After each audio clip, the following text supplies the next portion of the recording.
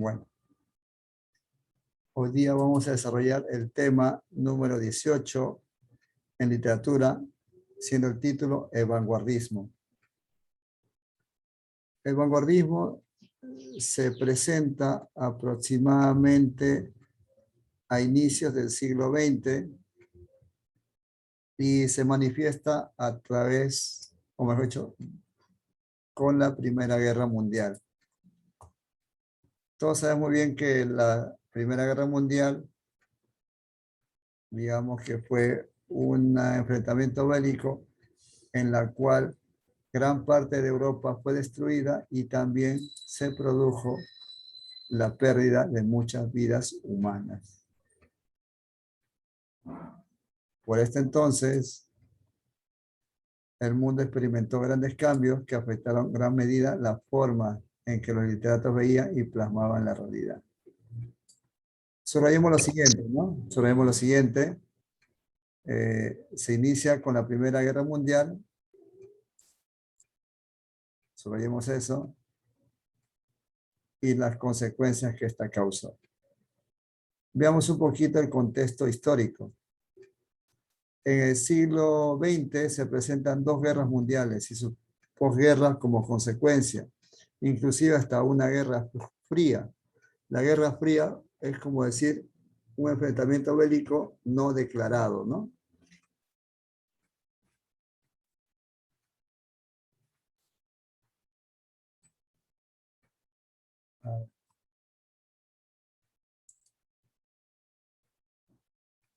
Muy bien.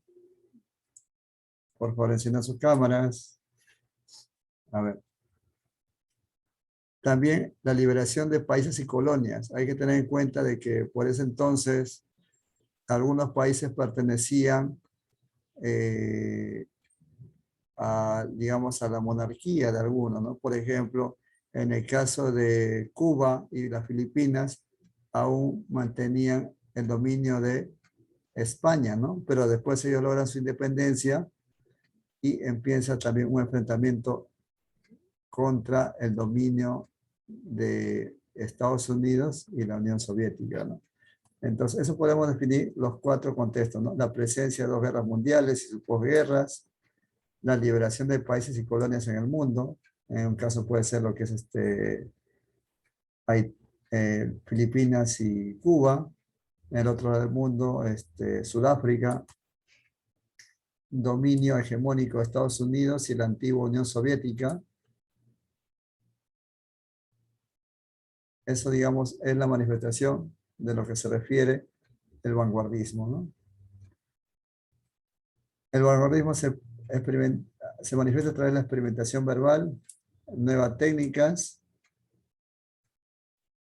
y recursos innovadores y la evolución social vertiginosa.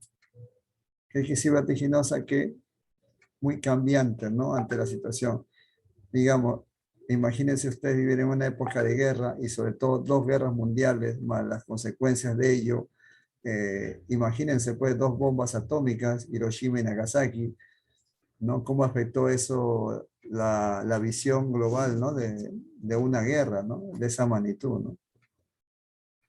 Veamos ahora lo que es el vanguardismo. Vanguardismo se llama así al conjunto de tendencias artísticas que surge a inicios del siglo XX. Estamos hablando más o menos del año 1900. Proponiendo cambios radicales en la percepción del arte con una actitud de ruptura con el pasado y todo lo que significa normativo. Subrayamos lo siguiente.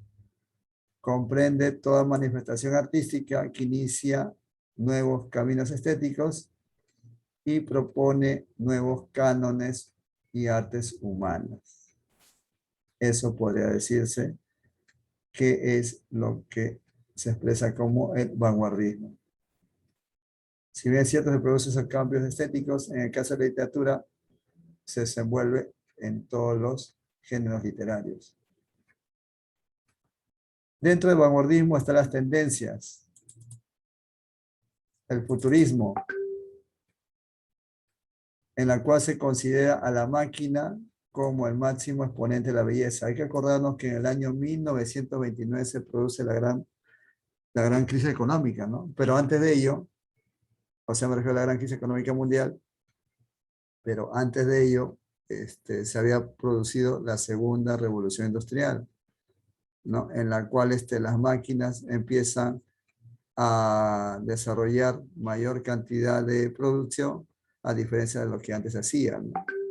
Si, por ejemplo, para ensamblar un auto se necesitaba 16 personas y todo se hacía de repente en un mes el ensamble, ahora con las máquinas podría producir 10 autos en un mes, hasta más cantidad todavía, ¿no? Y solamente necesita emplearse a 3 personas, ¿no? Entonces quiere decir que estas tendencias se manifiestan durante el vanguardismo. En el caso del dadaísmo, acá se produce una fricción entre el pensamiento y el lenguaje. A eso se le llama el dadaísmo, la ruptura de la relación entre el pensamiento y el lenguaje. Si hablamos de la tendencia creacionista o el creacionismo, aquí digamos que se manifiesta ideas independientes del universo mediante imágenes completamente nuevas. Digamos que en este siglo empiezan a hacerse las investigaciones sobre los posibles viajes al espacio, ¿no? Y lo que algunas cosas ya se van desarrollando científicamente, ¿no? El ejemplo, ¿no? Los primeros trasplantes de corazón, eh, la, digamos, las vacunas, los primeros trasplantes de órganos también, ¿no? Sí, con decirles, ¿no? Antes se creía que la luna era una especie, ¿no? Digamos, de objeto que te miraba, ¿no? Que tenía ojos, ¿no? Antiguamente pensaban eso, ¿no? Incluso cuando enfocaban la luna decían, ¿no? Te está sonriendo, ¿no? Pero después ya cuando se produjo el viaje a la luna, no era así, ¿no? Sino que era la percepción que teníamos nosotros, ¿no? De esta manera más o menos se manifiesta lo que es el creacionismo, ¿no? Inclusive en unas películas antiguas también hay eso, ¿no? Que, por ejemplo, salió un cohete lunar y le cayó en un ojo de la luna, ¿no? Y en caso, eso era más que todo una apariencia, digamos, de percepciones, ¿no? En el caso del ultraísmo, es la manifestación de la poesía por puras metáforas. Eso es lo que es el ultraísmo. Confusión, esto hay que resaltar, confusión entre la realidad material y la realidad mental. Uno, digamos, que podría hacerse como vinculado a esta tendencia es un peruano, ¿no? Carlos Oquendo de Amat, ¿no? Considerado como el mejor escritor literato y él solamente hizo una sola obra que se llamó 5 metros de poema, ¿no? La única obra conocida de él porque lamentablemente murió a los 23 años, ¿no? Muy joven. Pero Carlos Oquendo de Amat dio la vuelta al mundo, ¿no? Con su obra, ¿no? 5 metros de poesía, ¿no? Es única obra y con esa única obra se ha hecho conocida a nivel mundial, después de su muerte, obviamente, ¿no? Otra tendencia también es el expresionismo. Es la transposición de la realidad por la sensibilidad provocada por objetos exteriores. O sea, ¿qué objeto exterior puede ser? De repente el simbolismo o el expresionismo a través de un aro de matrimonio, ¿no? Es un objeto exterior. O también, por ejemplo, si uno vemos de manera, si observamos, ¿no? La actitud, ¿no? Si, por ejemplo, tú le regalas un ramo de rosas a una chica, ¿no? Es probable que la chica, uy, se emocione tanto, ¿no? En algunos casos, ¿no? Ahora, en otros casos, si no te agrada, esta chica no es de su agrado, te va a tirar con las rosas en la cabeza, ¿no? Pero, digamos que un objeto puede significar mucho, ¿no? Entonces, la sensibilidad, ¿no? En ese aspecto. El existencialismo, más que todo, está basado en la filosofía. El yo, ¿qué hago acá? ¿Qué existo? ¿Cuál es mi función en la vida? ¿No? El cuestionamiento propio del ser humano. y también de que el hombre está más allá de todo, por encima de todo, ¿no? Inclusive acá se contrapone con el futurismo, porque si bien es cierto, el hombre puede ya hacer trasplantes, pero nunca va a ser superior a Dios, ¿no? Empiezan los cuestionamientos filosóficos, ¿no?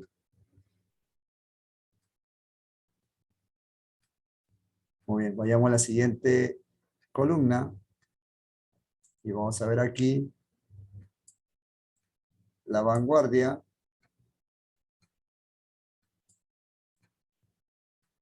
con respecto a sus expresiones, ¿no? En la poética, el versolibrismo, el uso de imágenes sui generis,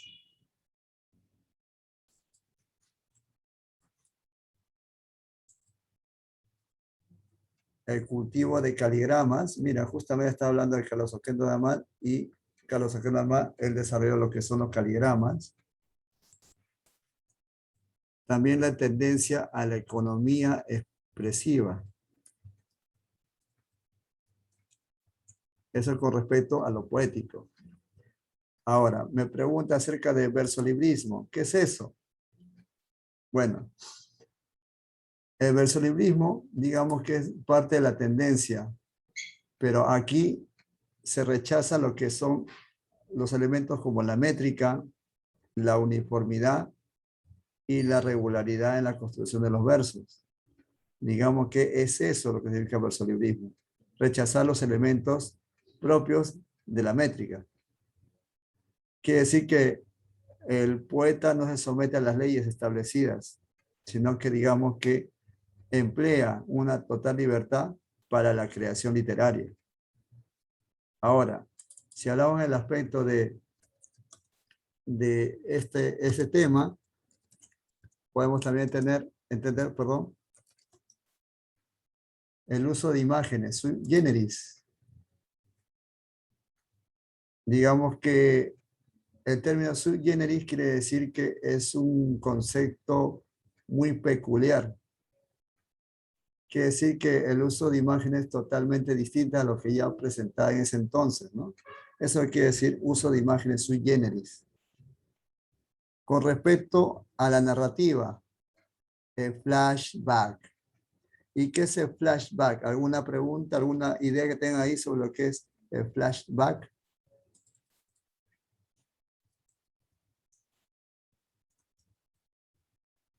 Cuando, por ejemplo, no sé si estoy segura, cuando, por ejemplo, están cantando, pero en realidad no están cantando, simplemente están como que están con una pista y como que hacen como si fuera su voz o que cantaran, Ah, ya, como ya, que ya, ya. imitan.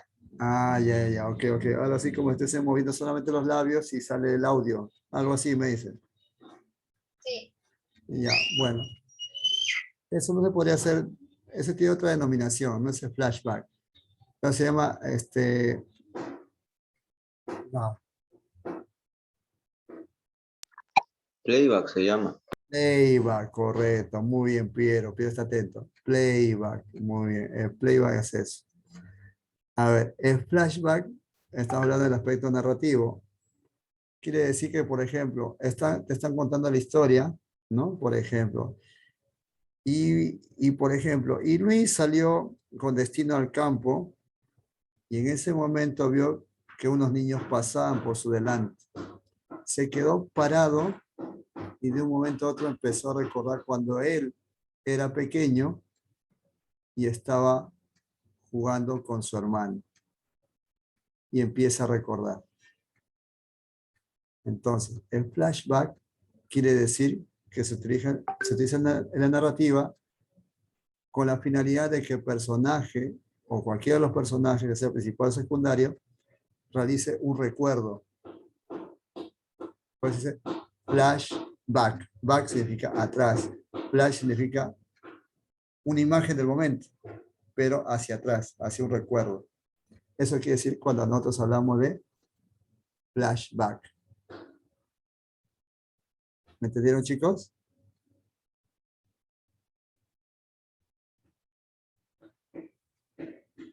¿Me escuchaste, Piero? No, no lo entendí. Ya. A ver, el flashback es como, en palabras sencillas, es un recuerdo que se le viene a algún personaje dentro de la historia. Ah, ya. Es un recuerdo nomás, el Ya entendí. flashback. Flashback. También dice que hay un monólogo interior o flujo de conciencia. Hay que recordar que el monólogo interior es una técnica narrativa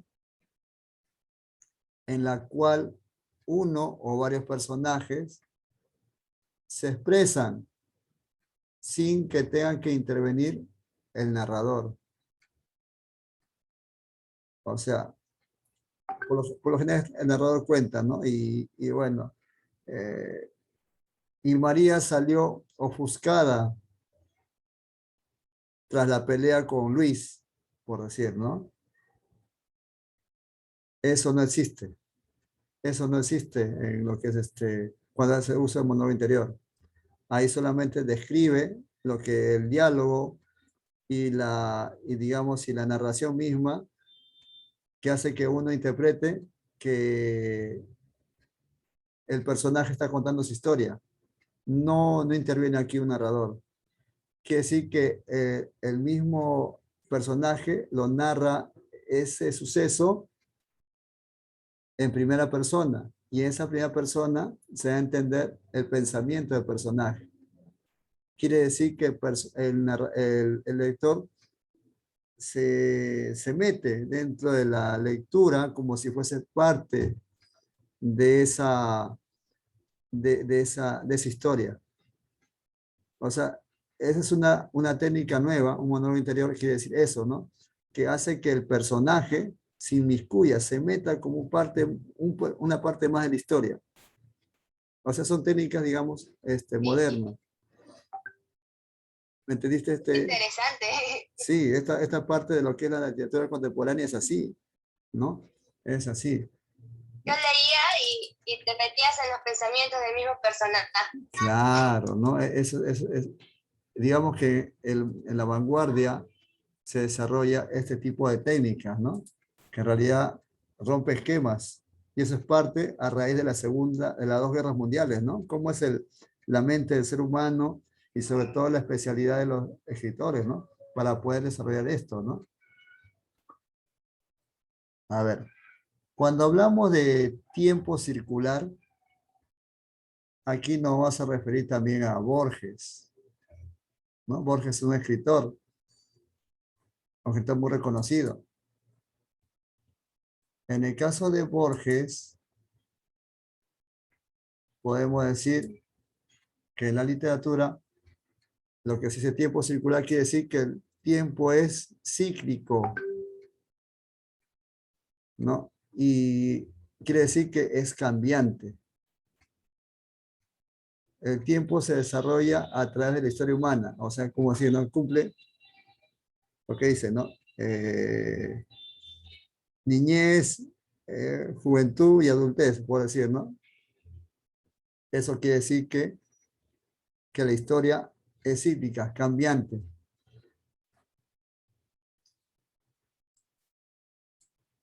Eso es lo que quiere decir cuando hablamos nosotros de tiempo circular.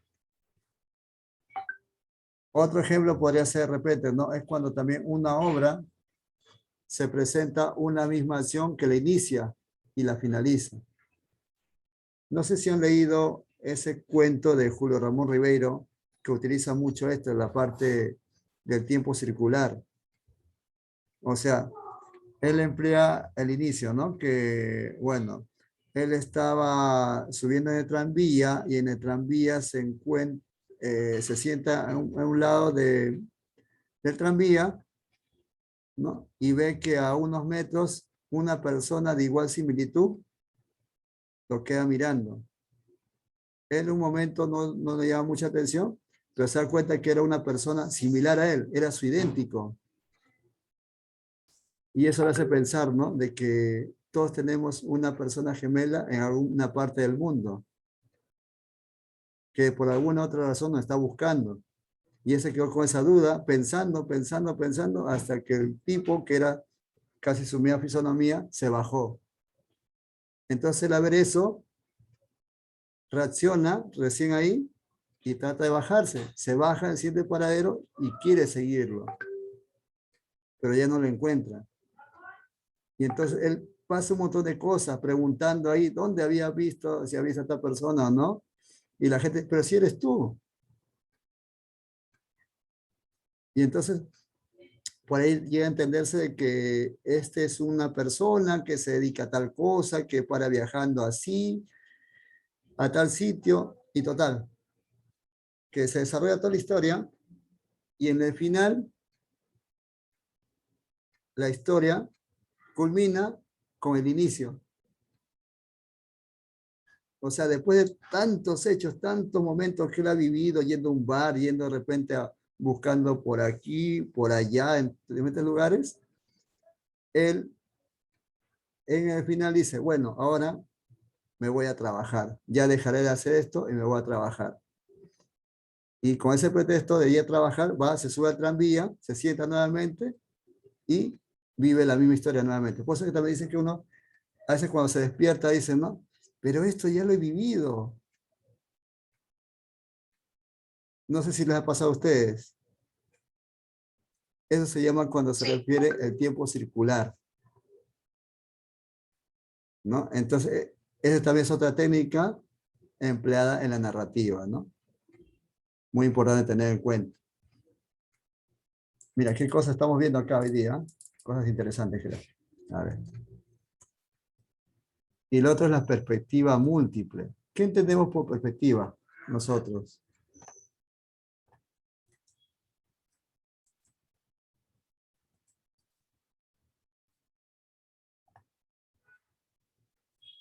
¿Mm? ¿Qué entendemos nosotros por perspectiva?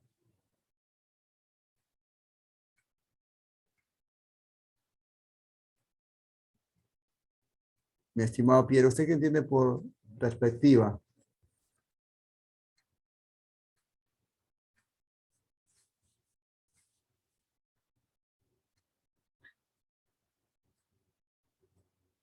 ¿Qué podemos entender nosotros por perspectiva? ¿Qué significa perspectiva?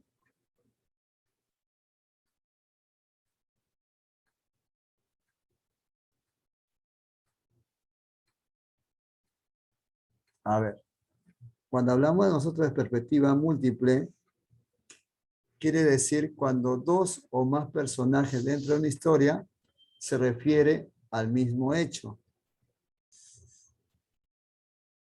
pero de distintos puntos de vista. Imaginemos, estamos en la calle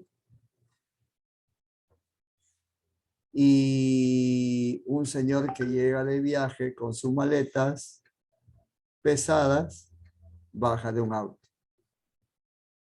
Viene un chico y le jala el maletín. ¿Qué perspectiva tienes tú?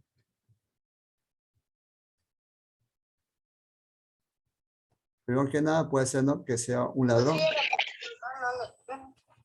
Ok, voy a repetir nuevamente. Imaginemos, ¿ya?, que un señor viene de viaje, está llegando a su casa, baja del auto con todas sus maletas pesadas, que son varias.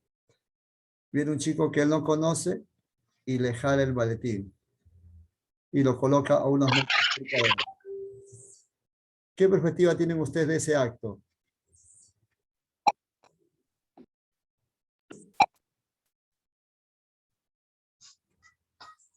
Bueno, creo, no sé cuál habrá sido su intención, pero no creo que haya sido robárselo, porque si se hubiera querido robar, se hubiera ido corriendo.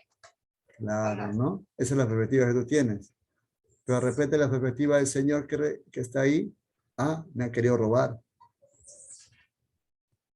La perspectiva digamos, el chofer del taxi. Bueno, a mi parecer yo no vi nada, ¿no? Pues estaba estacionando en mi carro, ¿no? Pero si el señor lo dice, pues ha sido eso, ¿no?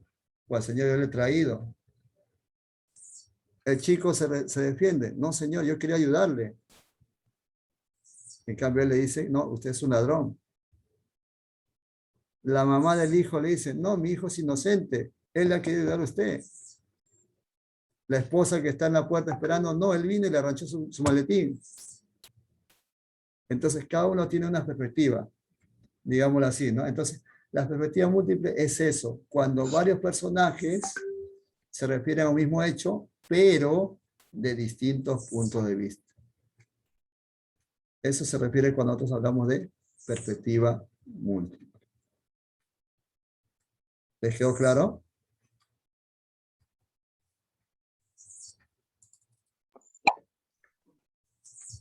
¿Sí? ¿Les quedó claro? Díganme ahora. ¿Sí? Ok. Y en la última, vasos comunicantes. A ver, ¿cómo les puedo explicar esto? A ver. Ya. Uno puede tener unos recipientes, unos vasos, y si tú lo llenas de líquido, va a llegar un momento en el cual de repente uno va a tener mayor peso que el otro, ¿no? Dependiendo de cómo lo vayas llenando. Dentro de lo que es la literatura, los vasos comunicantes, en este caso, digamos, quiere decir las historias paralelas que de alguna u otra manera están interconectadas. ¿Y qué más? Que con el transcurrir de la historia se van modificando y también se van alterando. Así como los vasos, ¿no? Uno lo llena de agua, ¿no? La historia va a la par. Aparentemente no tienen relación, pero están de alguna manera vinculadas. Eso se refiere cuando nosotros hablamos de vasos comunicantes. Quiere decir, es una secuencia de relatos que aparentemente no tendrían relación, pero sí lo tienen. Es una técnica también desarrollada en la narrativa de ese entonces, ¿no? Y bueno, ahí hemos explicado los 5 puntos. ¿Hasta ahí alguna pregunta, jóvenes?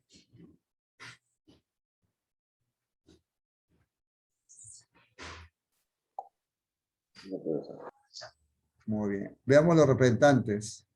Y si pueden, léanlo. Hemingway, El viejo y el mar, es una obra muy bonita, inspirada en Hemingway, que se vino acá a nuestras costas de nuestro país, en la zona norte, en Máncora, para inspirarse a escribir esta obra, ¿no? El viejo y el mar. Él es un escritor americano, ¿no? Pero imagínense cómo llegó a querer nuestro mar, que se vino hasta acá, hasta Máncora, para inspirarse en esta obra, ¿no? Frank Kafka, La metamorfosis, ¿no? Aquel hombre que nace, o mejor dicho, que aparece vestido como una cucaracha, dicen, ¿no? James Joyce, Ulises, también muy bueno. William Faulkner, El sonido y la furia. Jean-Paul Sartre, el gran escritor, La náusea. Albert Camus, La peste. André Breton, Fata Morgana. Edgar Poe, Cantos. Paul Eluard, El amor y la poesía. Luigi Pirandello, 6 personajes en busca de autor. Henry Ibsen, Casa de muñecas. George Bernard Shaw, Pigmalión. Y Bertolt Brecht con Madre Coraje y sus hijos. Estas son grandes obras, todas son grandes obras. Son también psicológicas porque te hace pensar bastante, ¿no? Veamos a Kafka. Kafka nació en Praga en 1883, de origen judío, pero considerado alemán. Vivió siempre aquejado por la enfermedad. Sus amores, Felix Bauer y Julie Rothstein. Su gran amor, Dora Diamond, estudió leyes y tuvo una relación conflictiva con su padre. Su amigo y albacea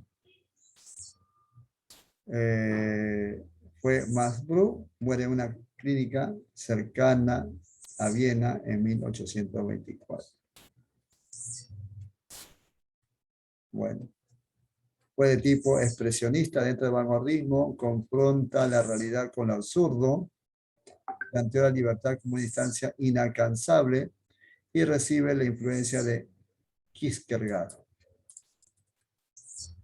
De mundo atormentado y angustiante, esa sería la característica de su obra y sus obras más repetitivas, ¿no? La cual es la Metamorfosis, ¿no? La cual les recomiendo que lo lean.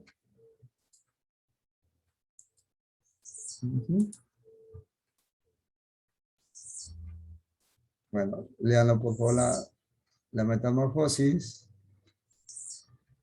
y veamos el tema principal acerca de esta obra, ¿no? El tema principal es la alienación del sujeto moderno que conduce a una automatización de su vida cotidiana, ¿no? Digamos que en este papel Kafka da a entender cómo el ser humano puede cambiar su vida de un momento a otro, ¿no? Siendo entre ellos sus temas secundarios la mutación del hombre en insecto, ¿no? En una cucaracha, dice. La rutina de la vida burocrática cambia totalmente. La marginación, la incomunicación, la marginación por su propia familia, la incomunicación de la gente aparentemente que lo estimaba a él y lo dejan de hablar por su apariencia física, que ahora ya no es un ser humano, sino es un insecto. La explotación del hombre, el juego entre la realidad y el sueño. Claro que sí, porque él se echa a dormir después de un día de trabajo y despierta convertido en un insecto. Entonces, digamos que en esta época, lo que es el tipo vanguardista se manifestó de diversas maneras, ¿no? Y es un tema muy importante para su difusión y para su aprendizaje. Bueno, chicos, nos hemos pasado la hora. Nos hemos pasado la hora sin querer queriendo. Bueno, ¿hasta aquí alguna pregunta, jóvenes?